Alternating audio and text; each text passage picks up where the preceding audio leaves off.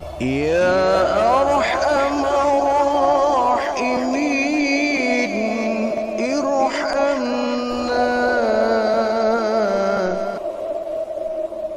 Mengampuni dosa-dosa kita, Allah akan menghapus kesalahan kita, dan semoganya kita mendapatkan syafaat dari baginda Rasul sehingga kita bisa masuk ke dalam surganya Allah.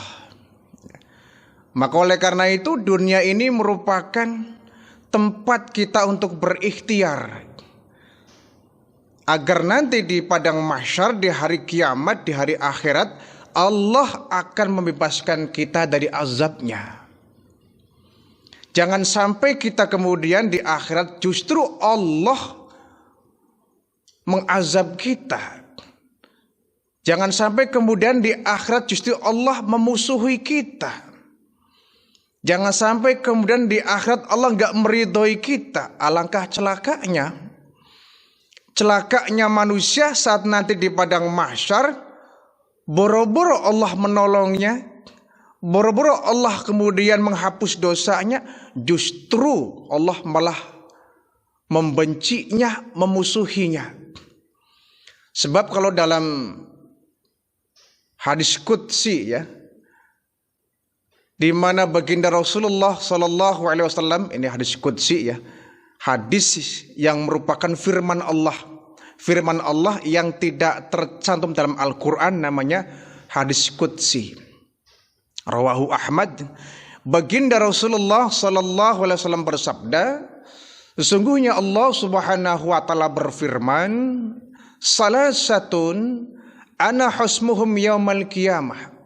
Ada 3 golongan manusia yang nanti di akhirat, di padang mahsyar akan menjadi musuh-musuhku, kata Allah. Ini Allah yang mengatakan. Salasatun, ada 3 golongan manusia, ana khusmuhum yaumal qiyamah. Nanti di hari kiamat 3 orang ini akan menjadi musuhku. Na'udzubillah min dzalik ya. Allah ya memusuhi hambanya itu kan luar biasa. Luar biasa apa? Luar biasa kebangetan hambanya ini. Kok bisa Allah memusuhinya? Alangkah celaka seorang hamba, seorang manusia saat di padang mahsyar di hari kiamat dimusuhi oleh Allah. Ia pastinya kalau sudah dimusuhi oleh Allah, boro-boro mendapatkan rahmat, boro-boro mendapatkan maghfirah, ampunan. Boro-boro kesalahan kita ditutupi oleh Allah. Wong Allah memusuhi dia, artinya Allah membenci. Kalau sudah Allah memusuhi seorang manusia, artinya orang itu dibenci oleh Allah Subhanahu wa Ta'ala. Yuk kita berlindung kepada Allah, jangan sampai kita termasuk orang yang nanti di padang mahsyar dimusuhi oleh Allah Subhanahu wa Ta'ala.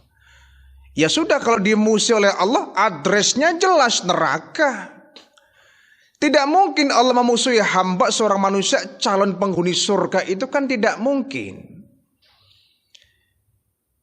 Justru mereka yang mendapatkan anugerah tiket surga, Allah menyayangi mereka, Allah memuliakan mereka, Allah menganugerahkan mereka untuk bisa menjadi penghuni-penghuni surga.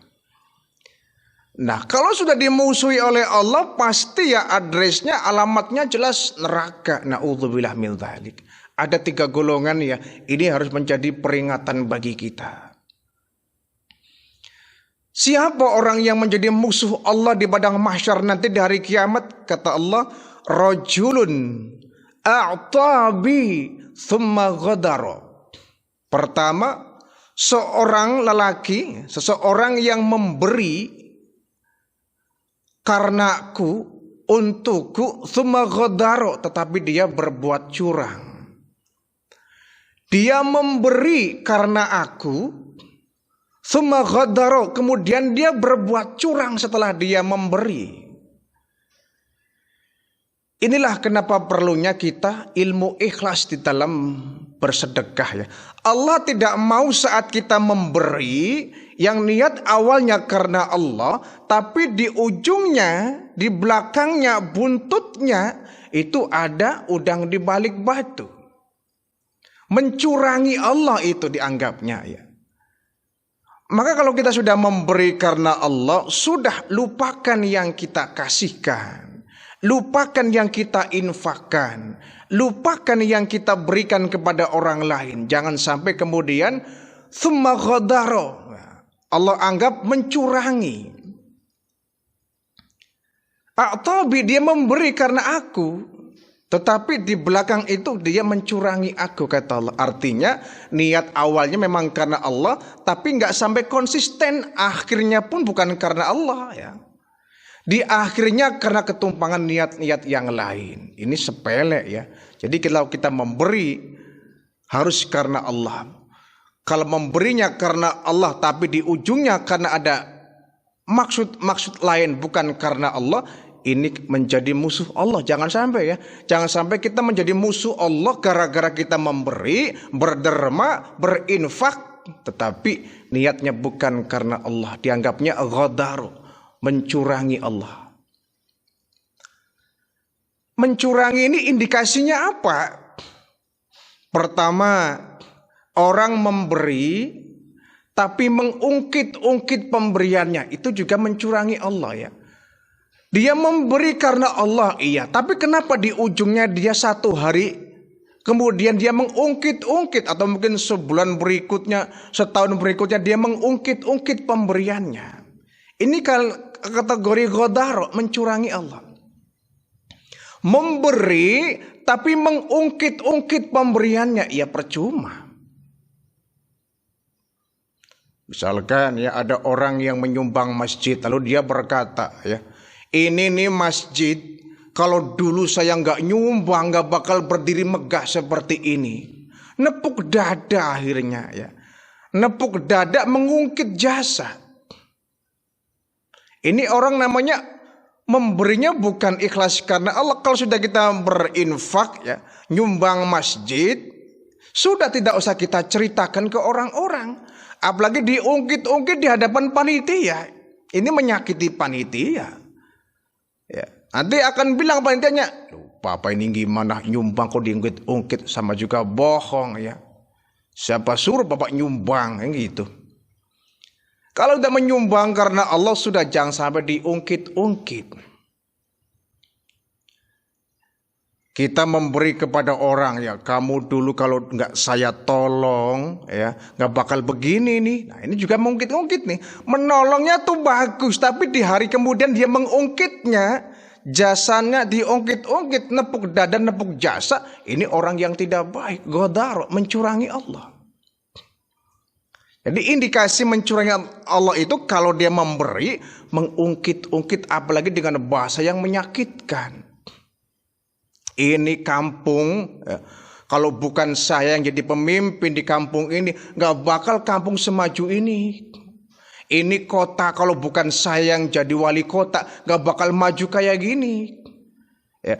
Ini provinsi, kalau bukan saya yang jadi gubernur, nggak bakal maju seperti ini. Ini Indonesia, negara ini, kalau bukan saya pemimpinnya, presidennya, nggak bakal maju seperti ini. Ngungkit jasa. Lihat pahlawan-pahlawan kita, mereka berjuang, berjibaku, mengalirkan darah, mengalirkan air mata, mencucurkan keringat, mengorbankan nyawa untuk kemerdekaan bangsa kita, dan mereka ikhlas untuk kita. Tidak pernah mereka mengungkit-ungkitnya. Niat ikhlas karena Allah ya, untuk kita anak cucunya. Maka ketika kita kemudian ya, di masyarakat ini kita mengabdi ya, sudahlah kita niatkan karena Allah, jangan kemudian diungkit-ungkit. Ini ya, kalau bukan saya yang jadi RW, ini nggak bakal sebagus ini nih wilayah RW kita ya, diungkit-ungkit. Ini masjid kalau bukan saya ngimamin, nggak bakal seramai ini. Ini masjid kalau bukan saya yang ketua DKM-nya, nggak bakal makmur seperti ini ya. Nepuk jasa namanya. Memberi tapi mengungkit-ungkit pemberiannya, sama dengan kita mencurangi Allah. Jadi kalau kita sudah memberi, lupakan ya. Lupakan semua itu ya. Yang kedua, indikasi mencurangi ini adalah memberi tapi ada faktor tujuan lain di balik memberi itu. Ini juga ghodar. Memberi tapi ada niat di belakang itu. Ngungkit mati tidak cuma ada niat di belakang itu. Ya percuma. Biarpun kita nyumbang miliaran pun, tapi kalau ada niat lain bukan karena Allah, hilang pahala kita, gosong nilai pahala kita.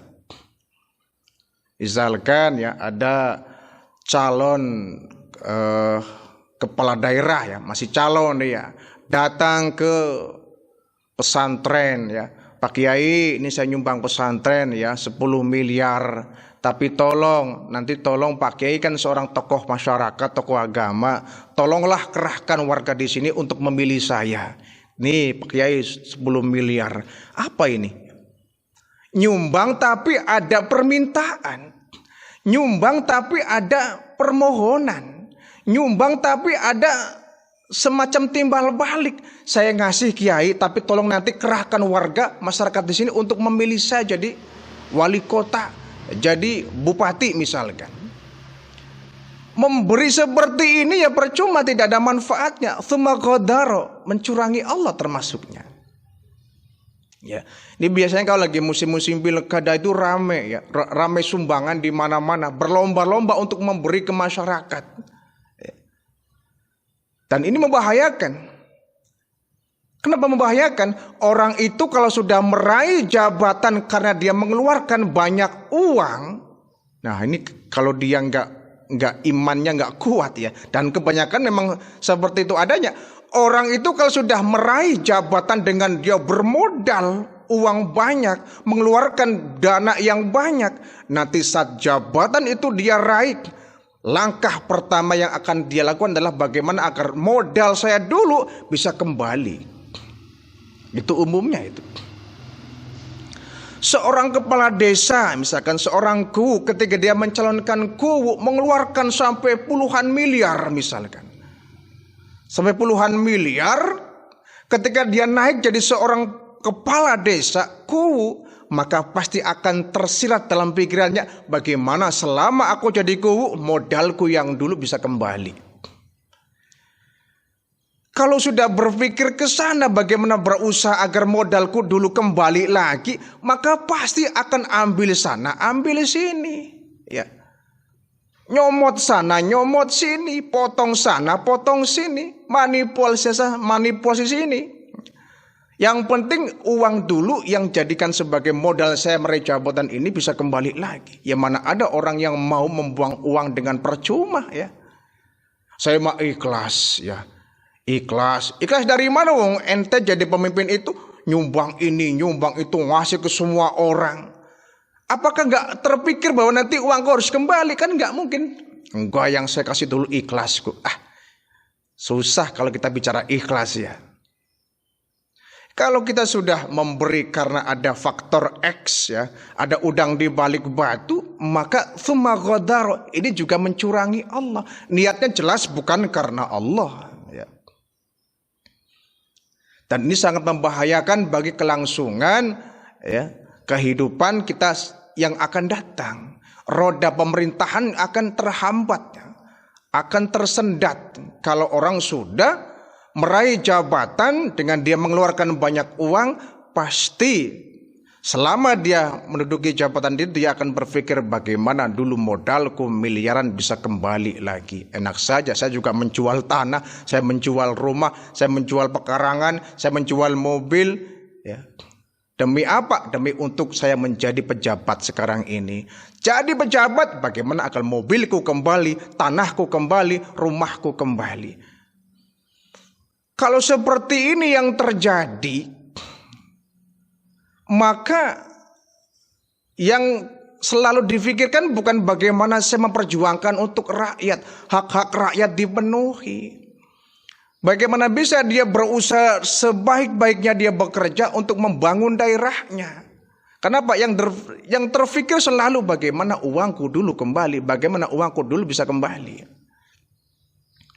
Nah, akhirnya ya boro-boro rakyat dipikiri, rakyat yang diutamakan malah dia menguntungkan ke pribadi ya, memperkaya diri. Maka kata Nabi, jangan pernah kau memberikan jabatan kepada orang yang minta. Jangan pernah kau memberi jabatan kepada orang yang minta.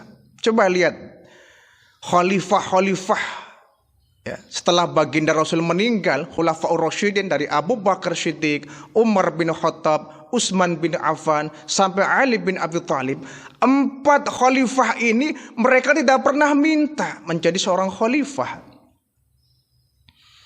Padahal khalifah ini kedudukannya sama dengan presiden, jabatan tinggi. Jabatan masyhur, jabatan yang menggiurkan. Ketika baginda Rasul wafat, Umar bin Khattab saling tunjuk-menunjuk dengan Abu Bakar Siddiq. Abu Bakar Siddiq nunjuk Umar bin Khattab, Umar bin Khattab nunjuk Abu Bakar Siddiq. Kata Umar, wahai Abu Bakar, engkau lebih sepuh dari kami dan engkau sahabat yang paling dekat dengan baginda Rasul. Kaulah yang pantas jadi khalifah, pemimpin negara. Kata Abu Bakar Siddiq, iya, tapi kau lebih pantas daripada aku Umar. Kau tegas, kau berwibawa. Silakanlah kau jadi khalifah. Tidak, tuanku Abu Bakar, kaulah yang lebih pantas. Kau lebih banyak berpengalaman, kau lebih banyak mendapatkan pelajaran dari baginda Rasul. Saling tunjuk menunjuk, bukan saling rebut-rebutan seperti negara kita. Ya bukan cuma negara kita ya, di semua negara lah. Kalau sudah yang namanya jabatan yang masyhur setingkat presiden, ya pasti yang namanya rebutan itu luar biasa. Gontok-gontokan malah kadang-kadang. Saling tunjuk menunjuk. Nah, baru ketika Abu Bakar Siddiq meninggal dunia, muncullah Umar bin Khattab. Itu pun beliau keberatan jadi khalifah itu. Kalau bukan didesak oleh sebagian masyarakat kaum muslimin, Umar bin Khattab tidak mau. Umar bin Khattab kemudian wafat, digantikan Utsman. Utsman juga nggak mau. Dia nggak pernah mimpi jadi seorang khalifah, nggak pernah minta. Sampai kepada Ali bin Abi Thalib nggak pernah minta menjadi seorang pejabat tinggi, seorang khalifah ya. Sebab itu ini menjadi buah pelajaran bagi kita. Kalau kita sudah memberikan jabatan kepada orang yang minta, berarti ada motif-motif lain di belakang itu. Jadi rajulun a'tabi tsumma ghadar, orang yang memberi karena aku tapi setelah itu dia mencurangi aku. Mohon maaf ya, mohon maaf kalau kita sudah bicara ikhlas dalam memberi ya. Umpamakan saja misalkan seperti orang buang hajat ya, misalkan ya, mohon maaf ini. Orang itu belajar ilmu ikhlas bisa dilihat ketika dia buang hajat. Kira-kira orang tuh kalau sedang ingin buang hajat, perutnya mules, dia masuk ke kamar kecil, ada yang nyuruh atau tidak? Ya tentu tidak. Pasti setiap orang ketika masuk ke WC kamar kecil, ya kemauan sendiri, tidak ada yang minta. Artinya kita memberi pun jangan karena diminta ya. Jadi ikhlas tumbuh dari dalam hati kita yang paling dalam ketika memberi itu. Jangan karena diminta oleh orang. Ya, kemauan sendiri. Kadang-kadang ada orang yang kurang peka ya dengan lingkungannya. Selalu kalau memberi sumbangan nunggu diminta, nunggu datang proposal, nunggu orang minta sumbangan baru dia minta. Enggak ada yang minta, dia diam saja. Ada orang tipe-tipe seperti ini itu. Memberi, ikhlas mah ikhlas, cuma kurang peka. Dia memberinya nunggu orang minta. Ya, jangan begitu. Kalau kita bersedekah, sodako, jangan nunggu ada yang membutuhkan. Dibutuhkan atau tidak, misalkan kita nyumbang masjid mah kapan saja. Nanti nyumbang masjidnya kalau masjid ini mau direhab, mau dihancurkan ya, mau direnovasi, nantilah baru saya nyumbang. Kan salah. Biarpun masjid ini berdiri megah misalkan ya, nyumbang mah kapan saja, jangan nunggu masjid ini dibongkar. Jadi saat kita memberi jangan nunggu orang minta. Nah setelah kita masuk ke kamar kecil umpama ya, masuk ke kamar kecil kita buang hajat, itu kan dianjurkan kita jangan ribut. ketika ada dalam kamar mandi kita diam. Ya. Kita buang hajat diam, jangan ribut, jangan teriak-teriak, tuh nggak boleh, makruh. Kalau dalam kamar kecil ya, dalam WC kita teriak-teriak boleh. Saat buang hajat ya, diam ya. Artinya apa? Ketika kita memberi kepada orang, diam, gak usah cerita-cerita. Pengumuman, ini saya mau nyumbang untuk pesantren ini. Pengumuman, ini saya mau nyumbang untuk masjid ini. Tidak usah disiarkan begitu. Diam sajalah. Ya. Cukup kita yang tahu. Bahkan tangan kiri dianjurkan untuk tidak tahu apa yang diberikan oleh tangan kanan. Ya. Tidak usah ribut. Nyumbangnya gak seberapa, ributnya sekampung-kampung. Akan menjadi cerita yang tidak baik untuk warga sekitar. Nah, ketika di kamar mandi jangan ribut ya, diam. Mohon maaf ya, setelah keluar hajatnya, najis kotoran kita keluar, tidak usah dilihat kan. Sudah biarkan dia keluar, kita siram, hilang, tidak usah dilihat. Ya, tidak usah dilihat. Sama ketika kita mau nyumbang, gak usah dilihat-lihat uangnya yang bagus, mana yang lecek, mana yang masih bagus. Ini aja dah yang lecek ya. Uangnya di dompet itu masih bagus-bagus, masih licin, masih kaku, masih baru. Masuk ke kotak masjid, cari uang yang lecek, cari uang yang dekil, cari uang yang sudah kusut, Masya Allah ya. Kenapa tidak itu yang terbagus ya? Uang yang masih baru, eman kalau misalkan dimasuk kotak masjid. Padahal pahalanya bukan untuk panitia, pahalanya bukan untuk pengurus masjid, pahalanya untuk kita yang bersedekah.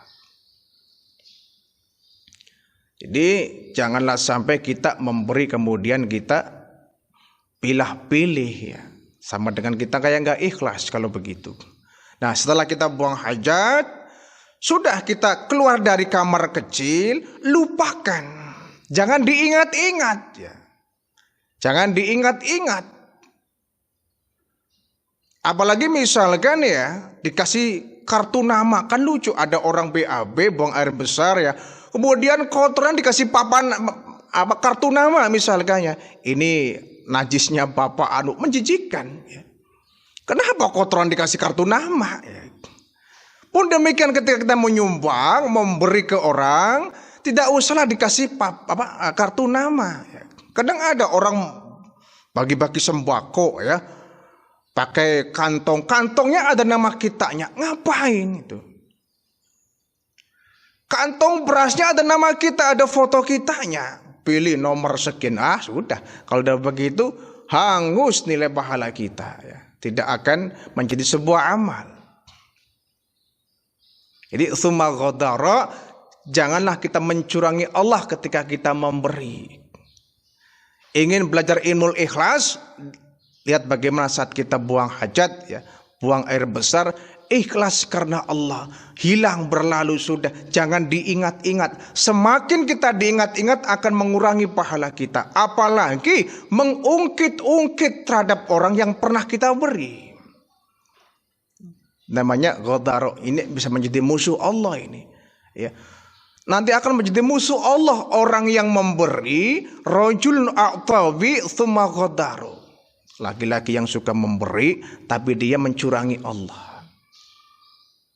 Satu.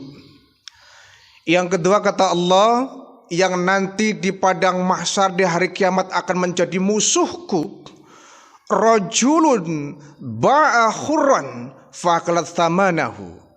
Seseorang yang menjual orang yang merdeka, fa'akalaha thamanahu, dan dia makan dari hasil penjualan itu, menjual orang merdeka. Dulu di Arab ya, ketika sebelum Islam ini ada, masa jahiliyah, bahkan ketika awal-awal Islam itu ada pun, di Arab itu sudah umum ada jual beli orang ya, budak, jual beli budak itu dulu banyak di zaman Arab itu.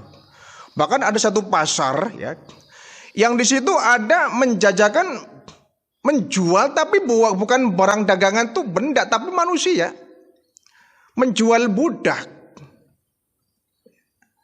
Nah, kemudian ketika sang budak itu dibeli oleh seseorang, maka budak itu sepenuhnya menjadi orang yang membelinya, menjadi yang punya yang membelinya itu.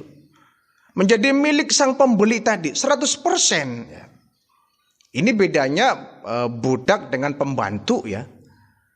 Kalau pembantu ya, atau asisten rumah tangga istilah zaman sekarangnya ya, itu kita hanya membeli tenaganya. Tidak membeli badannya, membeli tenaganya.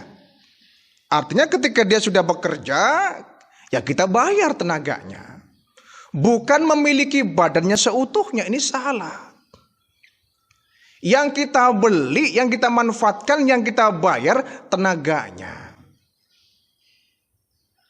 Tapi budak tidak. Kalau budak ini tidak ada bayar membayar. Setelah dibeli sang budak ini, dia bekerja di rumah, itu milik kita sepenuhnya. Seperti anak kita ya. Apapun yang diminta oleh majikannya harus menturuti tanpa minta pamrih. Bahkan sang budak ini boleh untuk dimanfaatkan tubuhnya. Kalau budaknya seorang perempuan umpama ya. Jadi budak ini seperti kita punya motor.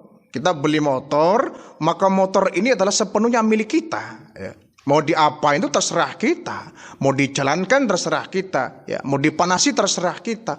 Mau dilap terserah kita. Mau dicuci terserah kita. Kenapa? Itu motor punya saya. Saya yang beli pakai uang saya. Nah, budak itu seperti itu. Jadi manusia dibeli. Setelah dibeli, maka sang budak ini akan menjadi sepenuhnya 100% punya orang yang membelinya. Dia bekerja tanpa harus dia minta bayaran. Ya, dia dikasih makan layaknya seorang anak ya. Dikasih makan dan lain sebagainya. Lah kalau budak masih ditolerir ya. Tapi kalau sudah merdeka, budak ini kemudian dimerdekakan oleh seseorang, maka dijual belikan haram hukumnya. Bahkan setelah Islam ini ada, setelah Islam turun, Islam menghapus perbudakan. Artinya manusia sama kalau sudah berhadapan dengan Allah. Tidak ada budak, tidak ada yang namanya tuan. Semuanya sama. Islam menghapus ras diskriminasi.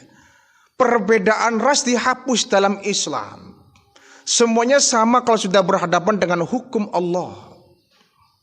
Tidak ada budak, tidak ada tuan. Makanya kalau sudah merdeka, tidak lagi menjadi seorang budak, maka dijual hukumnya dosa. Ya. Jadi jual beli manusia ya, kalau sekarang istilah trafficking ya, menjual orang itu hukumnya haram. Karena orang itu bukan benda, tapi makhluk hidup.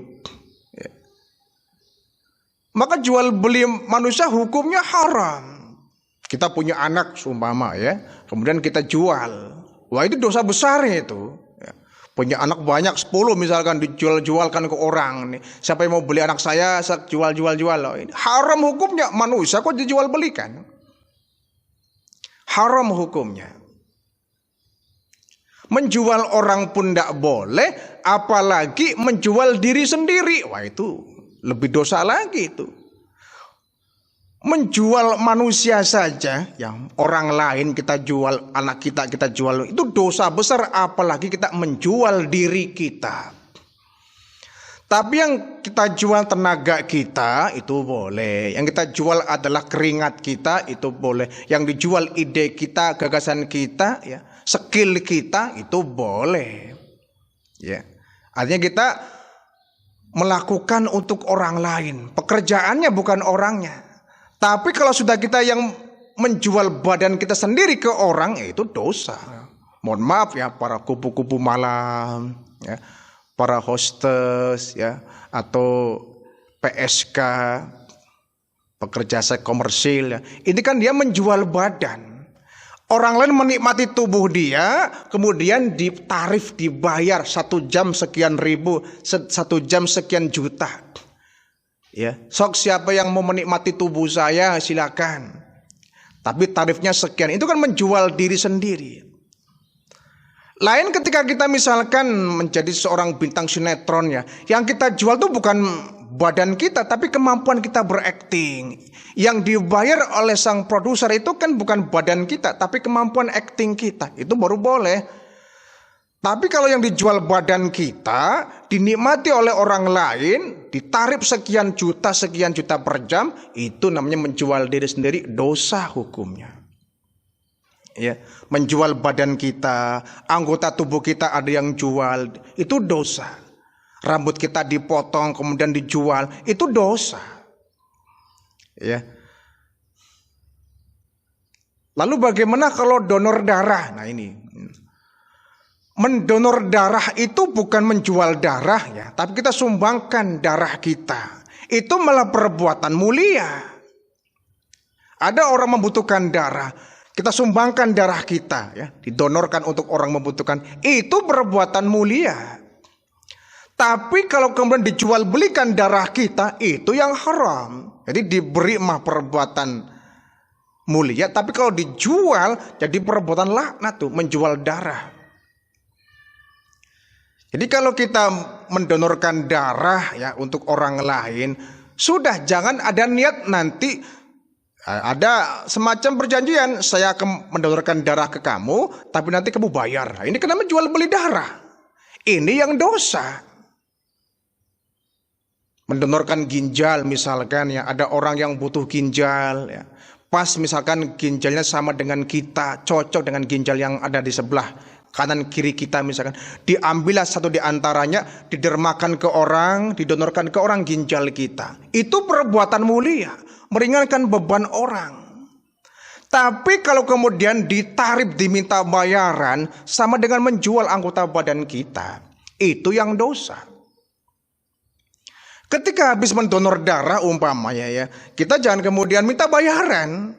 Kalau oleh panitia donor darah kita dikasih kue, dikasih bubur kacang misalkan, kasih susu, itu anggaplah sebuah hadiah, bukan menukar darah kita.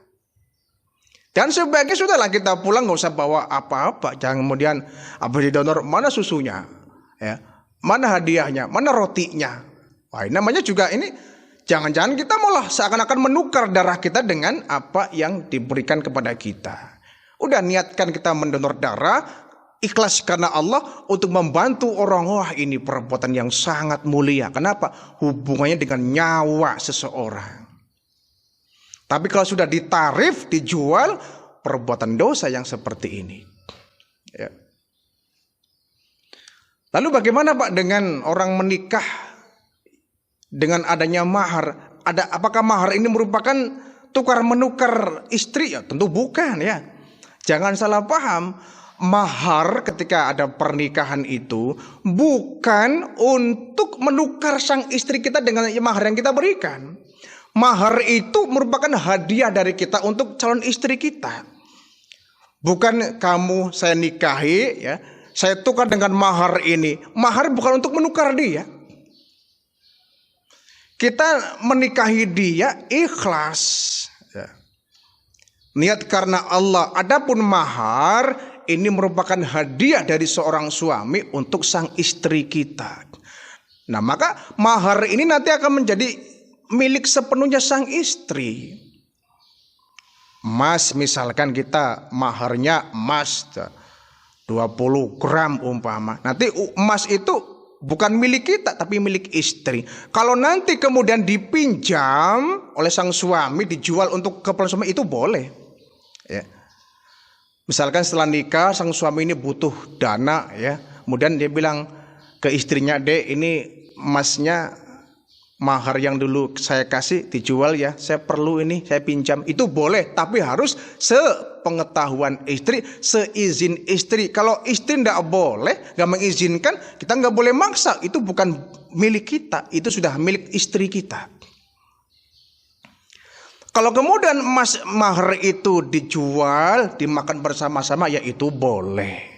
Dengan syarat tadi, seizin istri. Karena itu sudah milik istri. Dan ingat, mahar itu bukan syarat pernikahan. Bukan syarat pernikahan.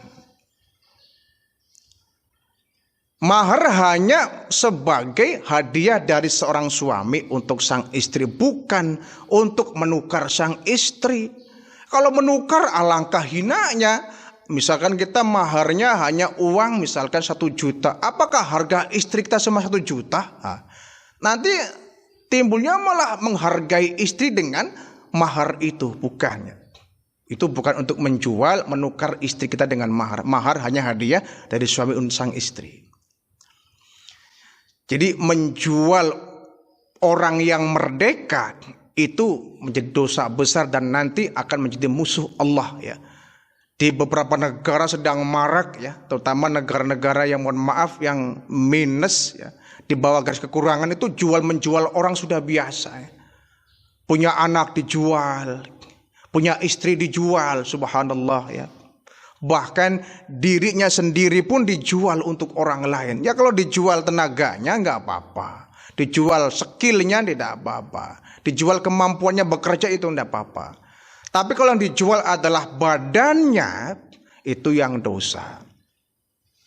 Itu akan menjadi musuh Allah. Baik ya, itu yang kedua. Yang terakhir kata Allah, yang nanti di hari kiamat akan menjadi musuhku. Rajulun istajaro ajiran. Orang yang mempekerjakan seseorang untuk bekerja. Fastawfa minhu, setelah dia bekerja, lam yafihi ajrohu, dia nggak dibayar, nggak segera dibayar tenaganya. Jadi orang yang mempekerjakan seseorang untuk bekerja, setelah pekerjaan itu selesai dikerjakan, tidak langsung dibayar. Ini sudah perbuatan yang dosa ini. Nabi memperingatkan, bayarlah para pekerjamu sebelum keringatnya kering, kan begitu kata Nabi. Bayarlah para karyawanmu yang bekerja untukmu sebelum keringatnya kering. Sudah menjadi perbuatan dosa kalau kita mempekerjakan seseorang, setelah pekerjaan itu selesai, kemudian ditunda-tunda bayarnya. Ini dosa, kecuali memang misalkan ada alasan-alasan yang dibenarkan. Contoh ya, kita habis menyuruh orang ya, memperkerjakan orang, setelah bekerja selesai, tiba-tiba kita kena musibah. Kita kena musibah, uang kita habis-habisan untuk ya berobat misalkan, sehingga kita menunda pembayaran, nah itu boleh. Tapi kalau uang yang kita kasih untuk karyawan kita sudah ada, udah disiapkan, tapi nggak segera dibayarkan, ini yang kebangetan. Ada orang yang nggak peka seperti itu ya. Maka kalau kita punya pembantu di rumah, punya asisten rumah tangga di rumah, jangan sampai ya kelewat waktu kita bayarnya. Kasihan dia, sudah bekerja, sudah berkeringat ya. Dia juga banyak kebutuhan, segeralah untuk dibayar. Jangan malah ditunda-tunda. Apalagi sampai nunggak sekian bulan belum dibayar, Masya Allah ya. Ada di beberapa ya sekolah-sekolah ya, ini fenomena yang terjadi ya.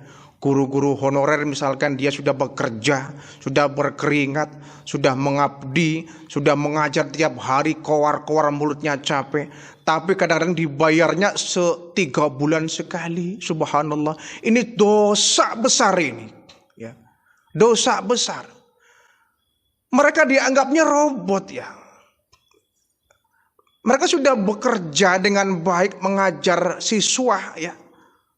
Sudah mengajarkan ilmu, tiap hari berangkat, pulang hari dia capek, keringat bercucuran, mulutnya capek. Ngajar kan mulutnya capek ya. Tapi dibayarnya nggak setiap bulan. Nunggu ketika dana dari pemerintah turun 3 bulan sekali, subhanallah. Disangkanya mereka makan tiap hari, makan kertas, makan sampah, makan daun pisang. Mereka butuh uang, butuh makan, semuanya butuh duit kan. Semuanya sekarang sudah pakai uang kok. Semua sudah diuangkan. Mikirlah ya, ini para kepala sekolah ya. Jangan sampai Anda menjadi orang yang zolim. Jangan sampai Anda menjadi musuh Allah di akhirat nanti, gara-gara Anda suka menunda-nunda pembayaran karyawan Anda.